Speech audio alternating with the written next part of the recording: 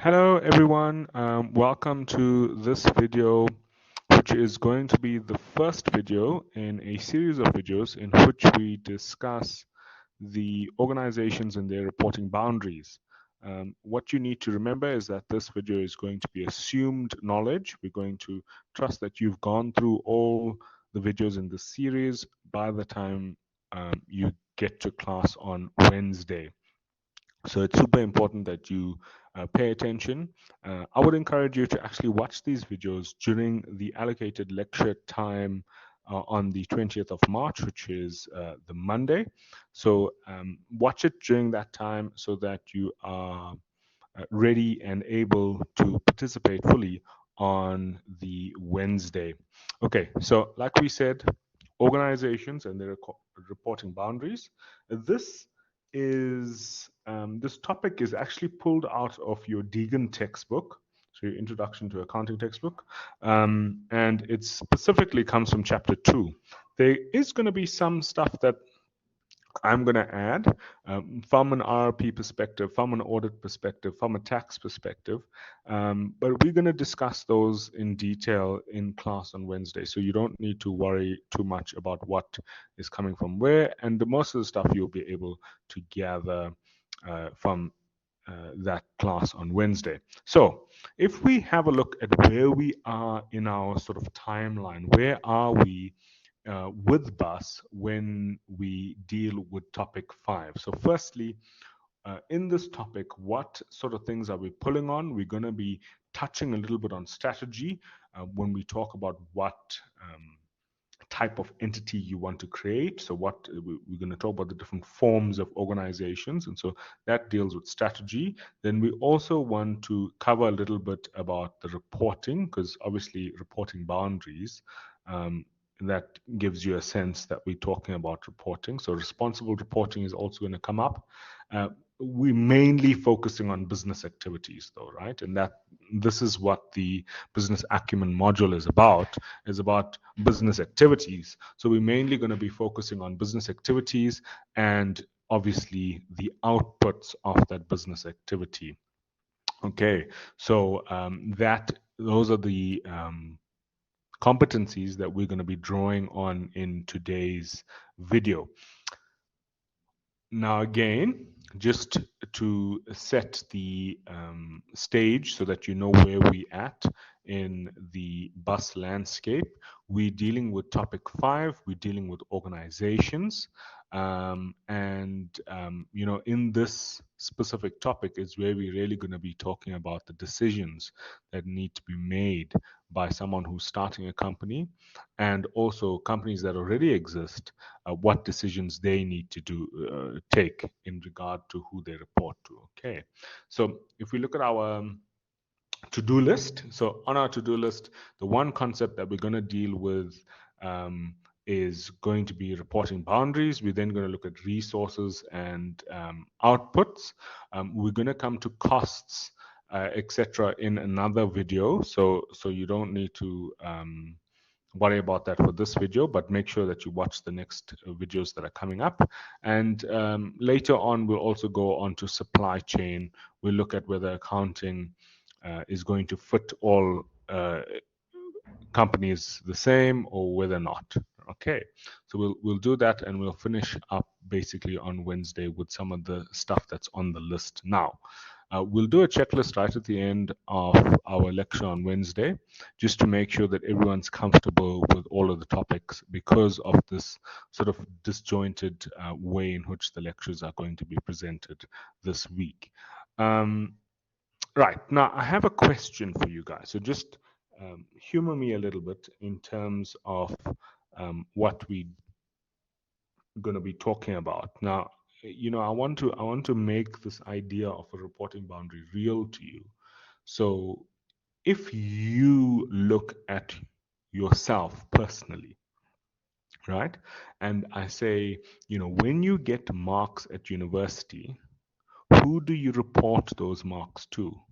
Maybe you report the marks that you get at university to your parents, right? So maybe that is someone that you want to tell about your marks.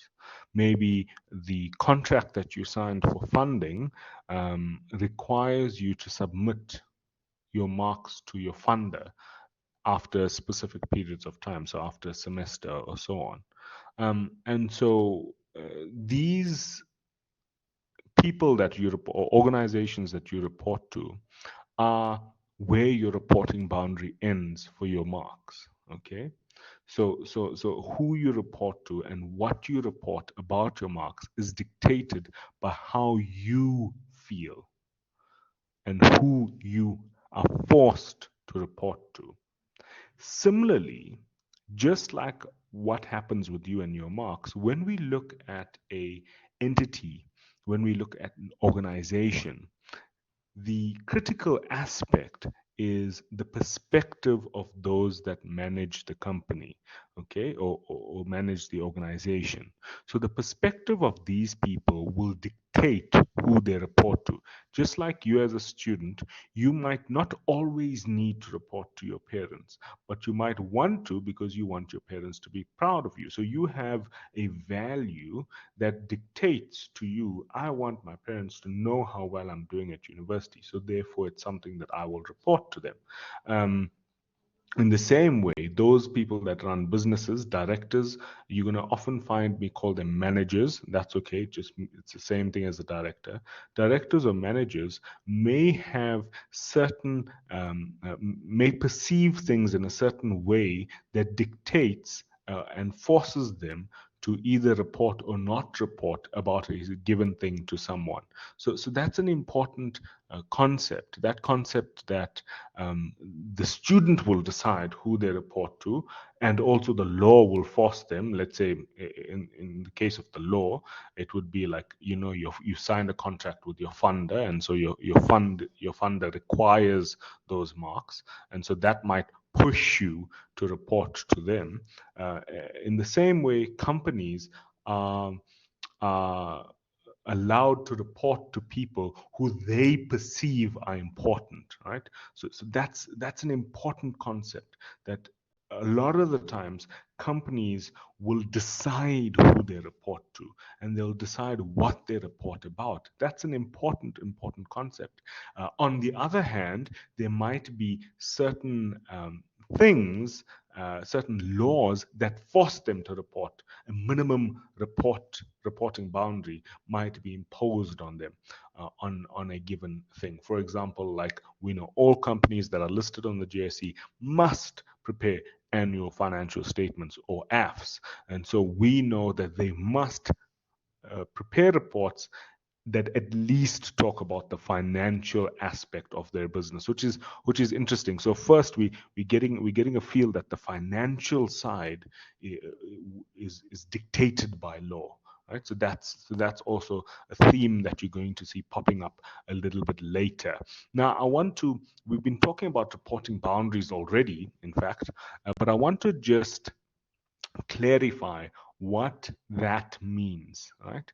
What a reporting boundary means. So basically, a reporting boundary just means what an organization perceives is their responsibility to report on, right? So what the organization reports on, and then also who an organization believes it's their responsibility to report to. Okay, so that's the important part. It's the what and the whom that they report to, and what their perceived responsibility is. Now, as you can see, because we're talking about their responsibilities, their perceptions, you can see a lot of it is going to be influenced by the managers, by the directors, perspectives on matters, right?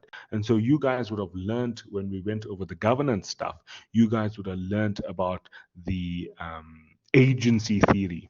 One of the things that might have been said is that, agency theory says that businesses exist only to generate a profit for their shareholders. So it's a very narrow view of a business, right? So the main goal is to produce income. That's it. That's the purpose of a business. Business has no other responsibility to anyone else. For example, now if you have a manager, if you have a director that believes that and subscribes to the agency theory, you're going to see that his reporting is mainly going to be to the shareholders, and it's mainly going to be about financial, because profit is a financial element of a business. So it's mainly going to be about financial things that he will report about. So that's the one thing, right? So that's called stakeholder theory. Another theory is called sorry, that's called agency theory. Another theory is called stakeholder theory. Now, when you look at stakeholder theory says that organizations affect a lot of different stakeholders, a lot of different people. For example, the community. We affect the employees that we employ. We affect the revenue collector. We affect, we affect the government. We affect, the roads that we drive on. So we affect all of these people, all of these things. And so, with regard to stakeholder theory, which is an opposing theory to agency theory, if a manager subscribed or believed in that theory, you'll find that they're going to be doing a lot more reporting, let's say, on how much carbon emissions we put out, how many people we affect in terms of like how many people are affected by our business, what are the deaths, what are the fatalities on the job, what are the injuries on duty, and then when we go to the way the business is run, we're going to be talking about, what are our controls in the business to make sure that we're not making mistakes, to make sure that we're not mishandling money. And so we see that with stakeholder theory, it's actually the reporting boundary increases. We're reporting to more people, we're reporting about more things. And what you're going to see is that of late, recently, in the last, let's say, 30 years, there's been a massive change in the way companies report. So companies moved away from only reporting about financial aspects of their business, and they started to report more in depthly about this thing called ESG. And you can see it at the bottom of your slide there. ESG, environmental, social, and governance reports. Right? So we report more on the environmental, on the social, on the governance performances. So environmental, very simple. Environmental is talking about how does our business, how does our organization affect the environment, right? If you're talking about ESCOM, how does ESCOM affect the environment? Massively, because ESCOM pumps out massive amounts of carbon. We've just yesterday on the news we were hearing about the fact that Kusile, one of the plants, has gotten a exemption from reporting and from recording and from paying fines on carbon emissions. So that's critically important for the environmental aspect of ESCOM.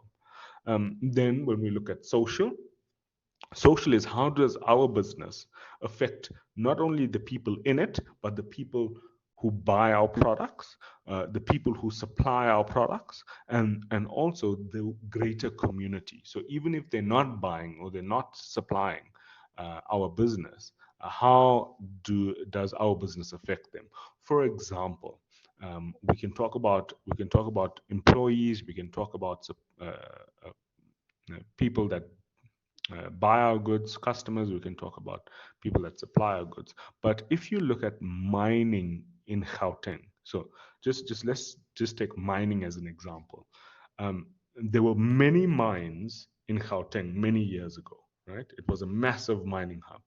And what that has done is it's created deep shafts in the ground.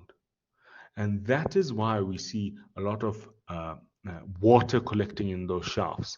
And that water can sometimes cause tremors. And you'll notice that over the last, let's say, 10 years, we've heard one or two reports about tremors in Gauteng. Like there's been, magnitude 2, magnitude 3 tremors in Gauteng. That is the deep shafts, the deep holes basically in the ground that are filled up with water. And now has become unstable and causing very minor earthquakes in this area, because clearly Gauteng does not have a tectonic plate here, so it's not a major earthquake zone. But why are we getting these tremors? It's because of these deep mines that are making the ground that we're living on unstable, right? And that has a massive societal effect, right? People are scared. People might get injured. People might have panic attacks. These are things that will affect society. And so the question is, how do we think those minds have and should be reporting on that societal effect of their business, right? That's an example of a societal effect.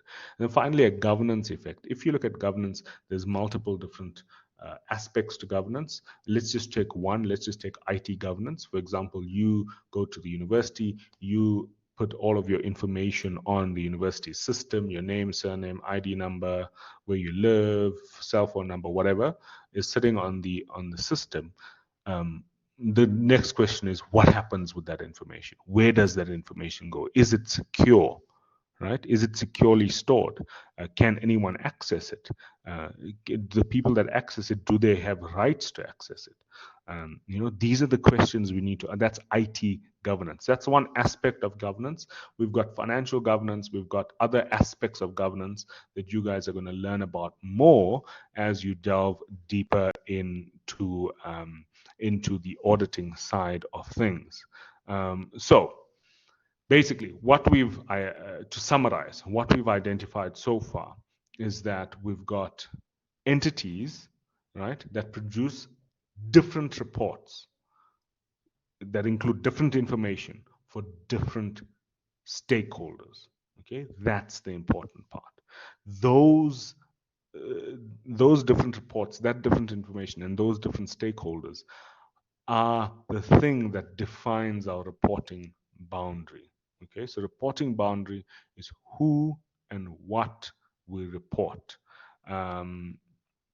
Yes, and so the one thing I just wanted to add before we leave this aspect of reporting boundaries, in recent years, what we found is that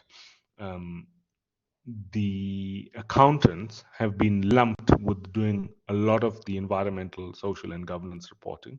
And therefore, the IASB, which is the International Accounting Standards Board, which is the board, the group of people that actually prepare our IFRS standards, they have decided last year to start to look at preparing standards for sustainability reporting. So they're trying to capture that environmental and that social aspect in sustainability reporting. So that's super, super interesting, very hot topic in accounting, something that is constantly moving and changing. Lots of people doing PhDs and masters in that side of things. And we call that non-financial reporting. So reporting, but we're not reporting about anything to deal with money and financial. Okay, so one of the things I just wanted to touch on is when we talk about reporting boundaries, we need to understand that reporting boundaries can extend before and after our entity. So if we are, let's say, the retailer in the center of a supply chain, we can have companies that supply us. Now, these companies might operate in, let's say, China, let's say, India, in places where human rights is not as widely regarded as in South Africa, right? And so we, as a company, might need to consider reporting on those things in our financial statements. That's one. Then the next thing that we need to look at is how our products affecting our consumers, our customers. What effect do our products have on customers? That's another aspect that we need to think about. So it's important that as we look at this, we keep in mind that we're going to be moving backwards and forwards on our supply chain. We're going to talk a bit more in depth about supply chain in the next video. So we'll park that until we get to it in the next video.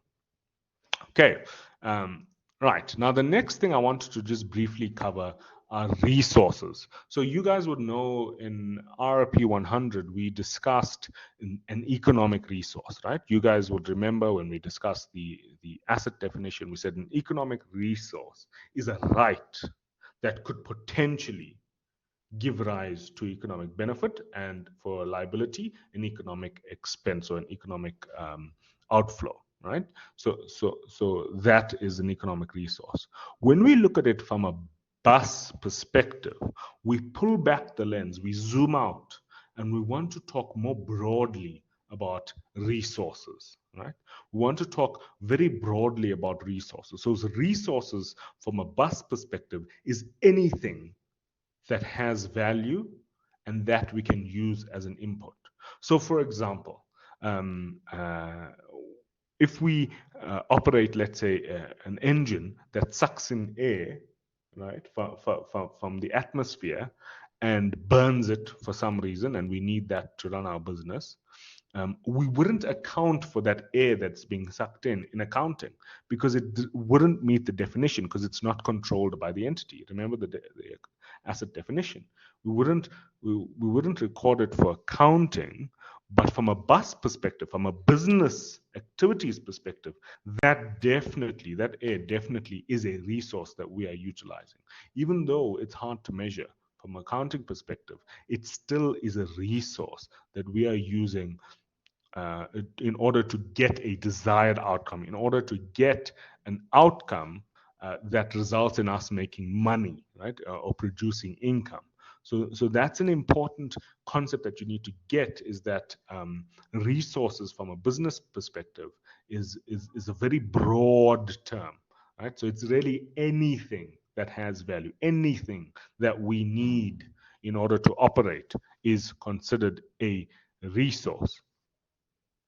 Okay, now, if we have these resources and we need these resources in order to operate, right? If the directors decide that these resources is something that we must have in order to operate, that decision, right, is a decision that implicitly places a responsibility on a company to report about this resource. So, for example, if we are a company that sucks in air from the atmosphere in our engine, in our motor example, we suck in air from the atmosphere, we use it to run our motors. That sucking in of air is a resource, and implicitly, we should be reporting on it. Right. Now, I'm not saying companies always do this. So that's the kicker, right? So companies don't always do this. But that is what they are in effect saying. As they accept that a resource is important, they also accept the responsibility to report on that resource. So that's something big. That's something heavy for companies to look at. So for example, I just want to look at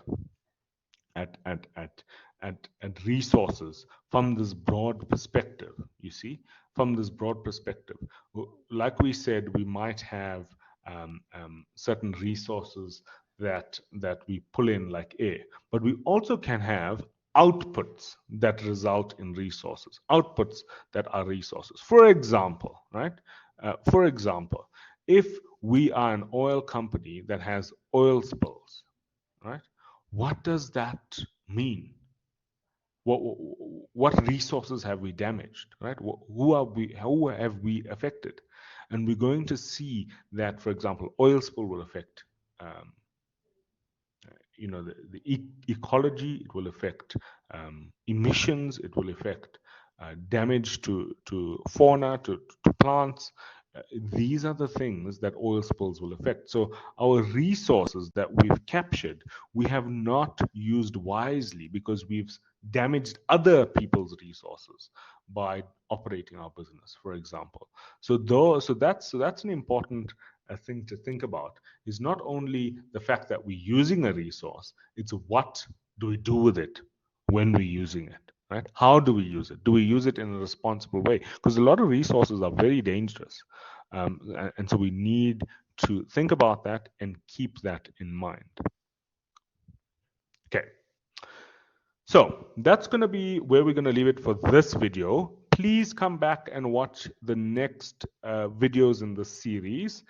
These videos are designed to be short so that you can watch them very quickly, think about what's happening in the video, come back, re-look at it, and then maybe go on to the next one. So make sure that you complete the series in its entirety. It's not just enough to watch one video. So we're going to leave it there. When we come back the next time, we're going to be talking about costs, right? What are costs, and how do costs affect our reporting boundaries? Really, really interesting. And we're also going to be touching on the importance of accounting. Okay, so let's just leave it there, guys, and I'll see you in the next video. Remember, if you need to consult or you need some questions answered on this topic, please feel free to book a consultation with me. You can go under my contact card on the Bus 100 ClickUp page or the RRP ClickUp page, and you can online select a consultation time and come and chat to me. Thank you very much, and I shall see you in the next recording. Thank you.